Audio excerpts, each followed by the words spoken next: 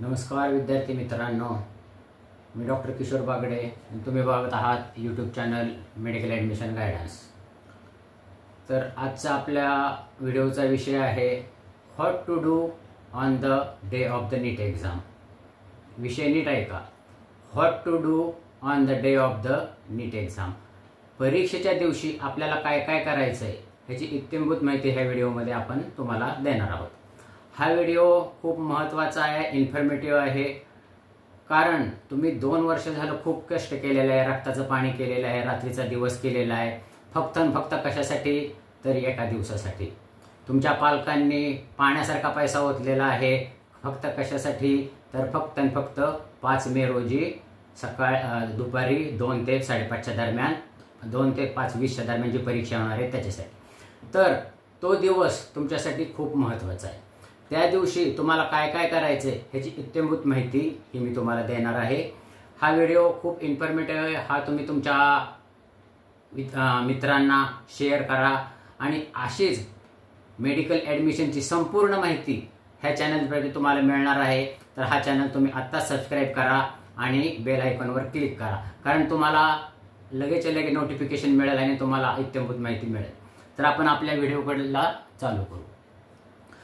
आता तुम्हाला सगळ्यांना माहिती झालेली आहे, तुम्ही ॲप्लिकेशन फॉर्म भरलेले आहे, ज्यांचे काही करेक्शन्स आहेत त्यांनी करेक्शन पण केलेले आहेत। आता पुढचा महत्त्वाचा मुद्दा मध्ये सिटी सेंटर तुम्हाला अलॉट होतीलच काही दिवसामध्ये, त्याच्यामध्ये तुम्हाला सेंटर कुठला अलॉट झालेला आहे ते कळेल।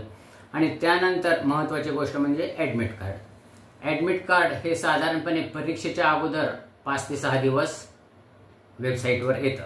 ती वेबसाईट तुम्हाला माहितीच आहे, nta.ac.in। ते तुम्हाला डाउनलोड कसं करायचं आहे ते तुम्हाला माहिती नाही। ॲडमिट कार्डबद्दल थोडंसं आपण बोलूया। ॲडमिट कार्ड हे खूप महत्त्वाचं असते। तुम्ही जो डाटा भरलेला आहे तो ॲडमिट कार्डवर पूर्णपणे येतो। ॲडमिट कार्ड साधारणपणे अशा प्रकारचं असतं। इथं तुमचा फोटो असतो जो तुम्ही अपलोड केलेला आहे आणि त्याच्या शेजारीच इथं सिग्नेचर असते जी तुम्ही सिग्नेचर केलेली आहे। तर ह्याच्यामध्ये ॲडमिट कार्ड मिळाल्या तुम्ही सगळी माहिती चेक करायची। जो डाटा तुम्ही भरलेला आहे तो बरोबर आहे का नाही हे बघायचं। ह्याच्यामध्ये जर समजा काही चुकलेलं असेल तर तुम्ही घाबरून जाऊ नका, एनटीएने सगळी व्यवस्था केलेली आहे। ह्याच्यामध्ये हे सगळं इलेक्ट्रॉनिक्स पार्ट आहे। तुमचा फोटो सुद्धा बदलू शकतो, एखाद्या वेळेस तुमची सिग्नेचर सुद्धा बदलू शकते।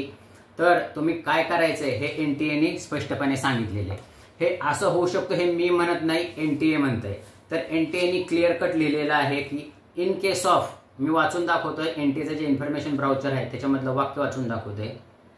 In case of any discrepancy in the particulars of the candidate, including photograph and signature shown in the admit card, and it will differ from in between the information page, candidate may immediately approach the helpline between 10 a.m. to 5 p.m. In such cases, candidate would appear in the examination with the already downloaded admit card. However, NTA will take necessary action to make the corrections in the record later. म्हणजे जर तुमचं admit कार्डावर, अशा प्रकारच्या admit कार्डावर जर काही चूक झाली तर तुम्ही काय घाबरून जाऊ नका। लगेच तुम्ही एनटीएच्या हेल्पलाईनला फोन करा। हेल्पलाईन नंबर तुम्हाला माहिती आहे तसंच, आणि वेबसाईटवर तुम्ही रजिस्टर ईमेल जे केलेला आहे, जो ईमेल रजिस्टर्ड केलेला आहे ॲप्लिकेशन फॉर्मवर, त्या ईमेलवरूनच त्यांना कळवायचं की आमच्या अशाशी प्रॉब्लेम झाले, आमच्या असा ॲडमिट कार्डमध्ये प्रॉब्लेम झालेला आहे आणि तो तुम्ही दुरुस्त करा। आणि जे डाउनलोड झालेले ॲडमिट कार्ड आहे तेच तुम्ही, जर समजा ते 5 दिवसाच्या आत तुम्हाला ईमेलवरून दुसरं ॲडमिट कार्ड आलं तर वेल अँड गुड, काय प्रॉब्लेम नाही। आणि जर समजा तसं झालं नाही तर तसंच ॲडमिट कार्ड घेऊन तुम्ही परीक्षेला जायचं आहे, तिथं असं झालेलं आहे सांगायचं। त्याच्यामध्ये काहीही खाडाखोडा करायच्या नाहीत। एनटीएने स्पष्ट लिहिलेलं आहे इथं, the candidate must not manipulate any admit card or change in any entry made it, म्हणजे तिथं काय लिहिलेलं आहे ते तुम्ही अजिबात बदलायचं नाहीये। तर हे असं आहे ॲडमिट कार्ड। आता ॲडमिट कार्ड मिळाल्यानंतर तुम्हाला काय काय करायचं आहे, तर इथं एक रकाना आहे, इथं तुमचा फोटो चिटकवायचा आहे। कुठला फोटो? हाच फोटो जो तुम्ही ॲप्लिकेशन करताना दिलेला आहे। परत मध्ये काय करायचं आहे, तुमच्या डाव्या हाताचा अंगठा तिथं करायचा आहे, अलग लक्षात। आणि डाव्या हाताचा अंगठा घरीच करायचा आहे, तिथं करायचं नाहीये, घरीच डाव्या हाताचा अंगठा करून जायचा आहे। त्याच्यानंतर 2 सेक्शन आहेत, त्या 2 सेक्शनच्या वरती पॅरेंट सिग्नेचर आहे, वडिलांची सही, म्हणजे तुमच्या वडिलांची सही तिथं घेऊन यायची घरूनच। आणि त्याच्या खाली मात्र तुमची सही आहे, त्याच्या खाली तुमची सही आहे, म्हणजे कॅन्डिडेट सिग्नेचर आहे, तिथं सिग्नेचर करायची नाही. ॲडमिट कार्डवर तुम्ही सिग्नेचर घरी करायची नाही. ती सिग्नेचर कुठं करायची आहे? एक्झामिनेशन सेंटरवर करायची आहे. अलग लक्षात. तर ते हे झालं ॲडमिट कार्डबद्दल. आता आपण पुढे जाऊ.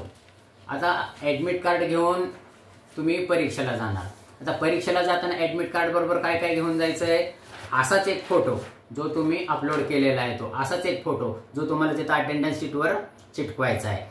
आणि ह्या ॲडमिट कार्ड बरोबरच तुम्हाला प्रोफार्मा पेज आलेलं असतं, प्रोफार्मा पेज डाउनलोड केलेलं असतं. त्याच्यावर एक मोठा फोटो चिटकवायचा आहे जो 4 इंच बाय 6 इंच, म्हणजे त्याला पोस्ट कार्ड साईज फोटो म्हणतात. तो व्हाईट बॅकग्राऊंडवर आलेला आहे. तो तुम्ही तयार केलेलाच असेल किंवा केलेला नसेल तर करून घ्या. तो त्या प्रोफार्मा पेजवर चिटकवायचा आहे आणि तो प्रोफार्मा पेज पण घेऊन जायचं आहे. ते तुम्हाला परीक्षेच्या वेळेस तुम्हाला सुपरवायझरला सबमिट करायचं आहे. अलग लक्षात. हे एक घ्यायचं आहे. त्याच्याबरोबर तुम्हाला आधार कार्ड घेऊन जायचं आहे, म्हणजे ID प्रूफसाठी हे घेऊन जायचं. आणि चौथी गोष्ट म्हणजे जे काही दिव्यांग व्यक्ती असतील त्यांचं दिव्यांगाचं सर्टिफिकेट, आणि त्यांनी जर तसं मेन्शन केलेलं असेल तर त्यांना टाईम वाढवून दिलेला असतो. ते सर्टिफिकेट मिळाल्याशिवाय तुम्हाला ते परमिशन दिली जाणार नाही.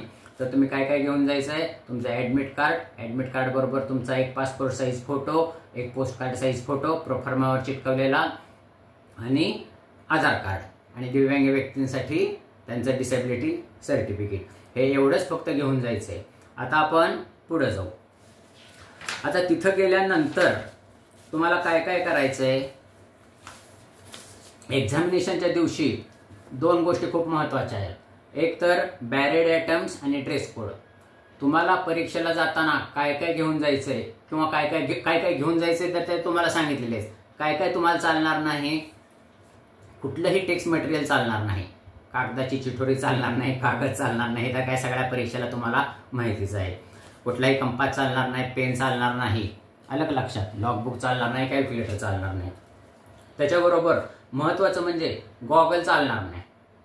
गॉगल कोणीही परीक्षेला घालून जात नसतं, हे सगळ्यांना मान्य आहे. पण बऱ्याच जणांचे स्पेक्स कसे असतात? फोटोसन असतात, म्हणजे जे उन्हामध्ये गेले ते काळ्या होतात, ग्रे रंगाचे होतात. तर अशा स्पेक्सला तुम्हाला सुपरवायझर ऑब्जेक्शन घेऊ शकतो.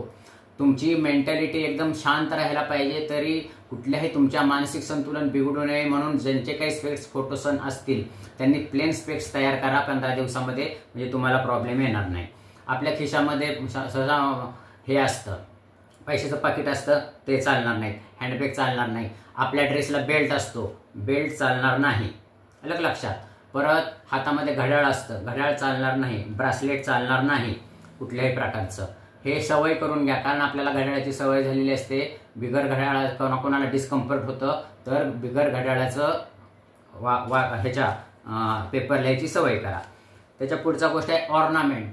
कुठलाही दागिना तुम्हाला चालणार नाही, विशेषतः मुलींमध्ये. हेअर पिन्स पण कधी कधी चालत नाही, तर हेअर पिन्स पण घालू नका. कानातलं घालायचं नाही, नाकातलं घालायचं नाही, गळ्यातलं पेंडंट चालत नाही, चेन चालत नाही. मुलांच्या गळ्यात पण चेन असतात. जर समजा तुम्ही तिथं घालून गेलं तर ते म्हणजे लवकर निघत नाहीत त्याच्या पिना. परत नाकातली जी फे असते, जे काय घातलेलं असतं ते लवकर निघत नाही. कानातलं लवकर निघत नाही. ते असतं सोन्याचं, बरं गडबडीत काढता खाली पडतं. ते शोधता मग तुमचं मानसिक संतुलन बिघडतं. तेव्हा तुमच्या अंगावरचे जे काही दागिने आहेत ते आत्तापासूनच काढून ठेवून तसं तुमची त्यांच्या एन्व्हायरमेंटला यूज टू होण्यासाठी प्रयत्न करा. पुढची गोष्ट, कुठलाही फूड आयटम चालत नाही. अलग लक्षात.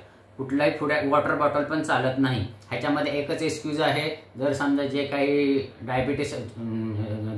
जे पण डायबिटीस आहेत त्या विद्यार्थ्यांना, त्यांना फूड आयटम चालतात. ते पण फक्त स्वीटनर्स चालतात, म्हणजे शुगर फ्रीच्या गोळ्या चालतात. आणि पॅकेड आयटम चालत नाहीत. कॅडबरी चालत नाही, चॉकलेट चालत नाही. फक्त फळं चालतात. तुम्ही सफरचंद घेऊन जाऊ शकता, केळे घेऊन जाऊ शकता, मोसंबी घेऊन जाऊ शकता. आणि पाण्याची बाटली घेऊन जाऊ शकता. ज्यांना डायबिटीस आहेत ते पण पाण्याची बाटली ट्रान्सपरंट बाटली लागते. आपण घरामध्ये जी काय डिझाईनचे बाटल्या असतात त्या चालत नाहीत. बिसलरी म्हणजे आपल्या कुठल्याही ट्रान्सपरंट बाटली चालते. हे झालं बॅरिड आयटम्सचं. आणि कुठलं जरी समजा तुम्ही काही नेलं तर तिथं ठेवायला एनटीने काही सोय केली नाही, गहाळ झाली तर तुम्हाला मानसिक त्रास होऊ शकतो, कारण तुमचे सोन्याचे दागिने वगैरे असू शकतात, तरी समजा नेलं तरी तुम्ही काही ते घ्यायचं नाही. आता ड्रेस कोडबद्दल हे खूप महत्त्वाचं आहे. ड्रेस कोडला फुल स्लीव्ज चालत नाहीत, हाफ स्लीव्ज लागतात. फुल स्लीव्ज कुणी घालून जाऊ नका. जर फुल स्लीव्ज असतील तर तुमच्या त्या कापल्या जातात, तशा हे झालेल्या आहेत, इन्सिडेंट झालेले आहेत. परत जास्त खिशे असलेले शर्ट चालत नाहीत. शर्टवर जे काही आपलं बऱ्याचपैकी वाक्य लिहिलेले असतात, काही स्लोगन्स लिहिलेले असतात, तसले शर्ट चालत नाही. सिंपल शर्ट घालून जायचे. आता एनटी तर जीन्स पॅन्ट पण चालत नाही असे एनटीने सांगितलेले आहे, म्हणून जीन्स पॅन्ट पण घालू नका. एकदम साधा ड्रेस घाला, जास्त खिशे असलेले ड्रेस चालत नाहीत. आता ह्याच्यामध्ये एकच एक्सक्यूज आहे, मुस्लिम विद्यार्थिनींसाठी हिजाब आणि बुरखा तुम्ही घालू शकता. पण त्याला एक एनटीने अट ठेवलेली आहे की तुम्ही जर हिजाब किंवा बुरखा घालणार असाल तर 12:30च्या आत तुम्ही एक्झामिनर सेंटरवर उपस्थित पाहिजे, म्हणजे त्यांना पूर्ण चेकअप करता येतं. ह्या सगळ्या रूल्स झाले. तुमचं एक्झामिनेशन सेंटरला जास्तीत जास्त 1:30 वाजेपर्यंत तुम्ही एंट्री करू शकता, पण तुम्ही लवकर पोहोचा. तुमचं एक्झामिनेशन सेंटर 12 वाजता उघडणार आहे, तर तुम्ही लवकर तिथं पोहोचा की जेणेकरून तुमची कंपल्सरी फिस्किंग म्हणजे तपासणी होणार असते, शारीरिक तपासणी होणार असते. तुमचे शर्ट वगैरे सगळं चेक केलं जातं. मुलींचं पण इनक्लोज एका रूममध्ये पूर्णपणे चेक केलं जाते की काही आहे का ना, म्हणजे काही चिठ्ठी चटोरी बॅरिड आयटम्स तुम्ही काही घेतलेत का नाहीत, हे पूर्णपणे चेक केलं जातं. तर हे बॅरिड आयटम्स आणि ड्रेस कोड हे 100% पाळा.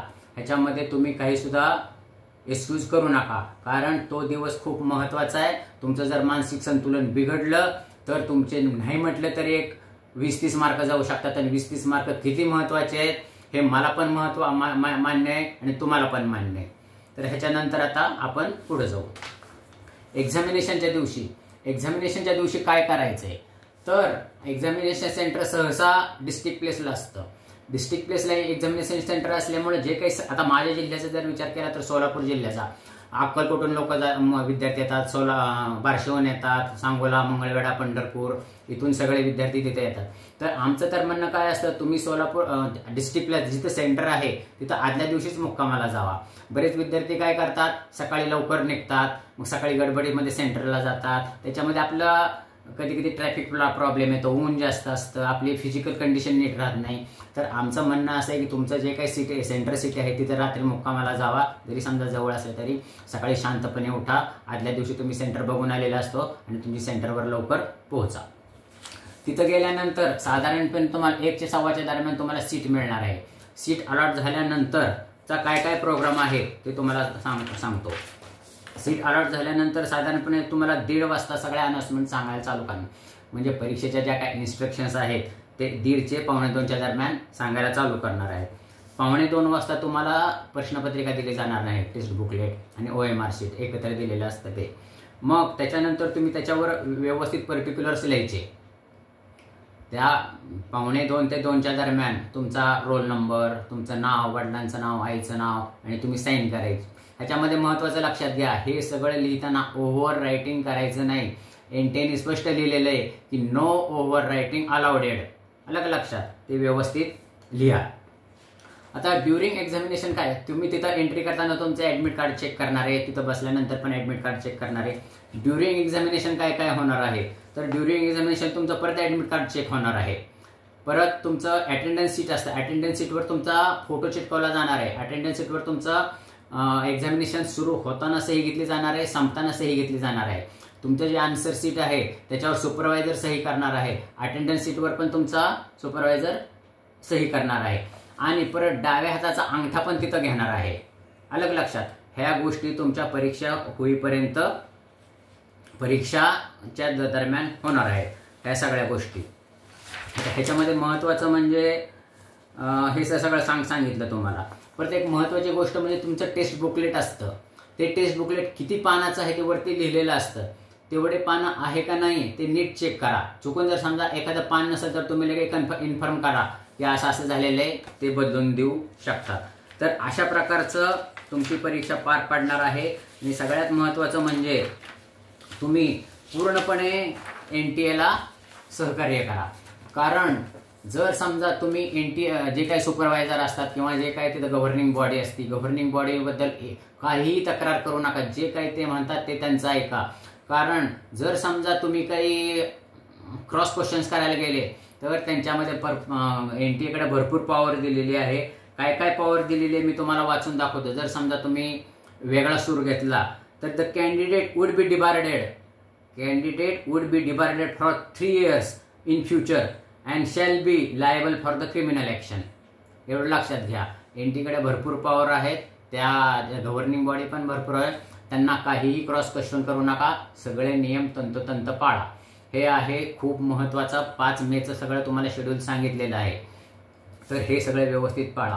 हा खूप इन्फॉर्मेटिव्ह व्हिडिओ तुम्ही शांतपणे ऐकलाच आहे। तुम्ही तुमच्या विद्यार्थ्यांना पण शेअर करा आणि हे चॅनल सबस्क्राईब करा। कारण ह्या चॅनलवरून तुम्हाला मेडिकल ॲडमिशन पूर्ण होईपर्यंत सगळं काउन्सिलिंग प्रोसेस व्यवस्थित सांगितली जाणार आहे।